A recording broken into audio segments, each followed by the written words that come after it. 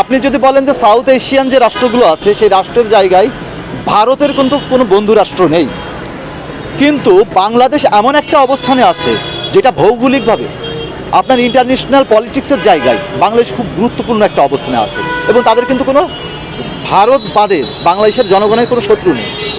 আমরা অনেক সময় ৭১-এর কথা বলি, ৭১ অনেক বছর আগে চলে গেছে, সেটার বাইরে এসে কিন্তু পাকিস্তানও চেষ্টা করছে বাংলাদেশের সাথে বিজনেস বাড়াতে, বন্ধুত্ব বাড়াতে।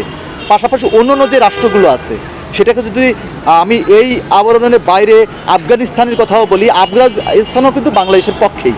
সেই ক্ষেত্রে বাংলাদেশই একমাত্র ক্রিয়ানক হয়ে এখানে কাজ করতে পারে এবং সাউথ এশিয়ান যে রাজনীতি আছে এবং যে রাষ্ট্রগুলো আছে এই রাষ্ট্রগুলোর বাঘ হিসেবে আবির্ভূত হতে পারে এবং সেই সক্ষমতা তারা আছে। খেয়াল করবেন যে সেভেন সিস্টার্স নিয়ে বারবার যে কথাগুলো হয়, সেভেন সিস্টার কিন্তু ঠিকই আছে বাংলাদেশের উপর দিয়ে।